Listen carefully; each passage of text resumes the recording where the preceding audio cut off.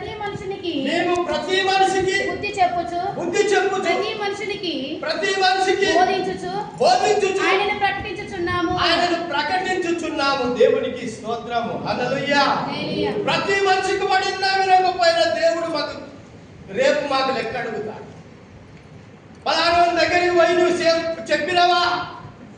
అవకాశం ఉన్నప్పటికీ కూడా నువ్వు చెప్పకపోతే, ఇంతకుముందు ఒకసారి చెప్పిన పక్కకే ఇల్లు ఉంటుంది, పక్కకు సువార్త చెప్పలేదనుకో, వాళ్ళు నరకంలో పోయి అప్పుడు మనకు ఎట్ట తిడతారు చెప్పండి. నేనే ఉన్నా, నా పేరు మాణిక్యం, పక్కకి నేను ఉన్నాను, ఎప్పటికీ రోజు మేము కలుస్తుంటాం. యేసు గురించి చెప్పలేదు ఆయన. ఆ నరకంలో పడి నోరు నెత్తి పండ్లు కొరుకుతూ వాళ్ళకి తిడతాడు. వాళ్ళు ఏమంటారంటే తెలుసా? మాణిక్యం గారు అంటారు. అప్పుడు అరే మాణిక్యం గా, నువ్వు చెప్తే ఈ యొక్క నరకము నువ్వు తప్పించుకుంటుంటివి కదరా, ఎంత పని చేసినవరని వారి వాళ్ళు నోరు నెత్తి కొట్టుకుంటూ మనకు అరుస్తూ తిడతారు.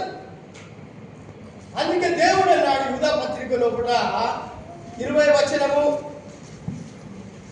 ప్రియులారా, ఇక్కడ ఏమంటున్నాడు? ప్రియులారా మీరు విశ్వసించు అతి పరిశుద్ధ, ఎట్లున్నాడంటే పరిశుద్ధత, అతి పరిశుద్ధ దాని మీద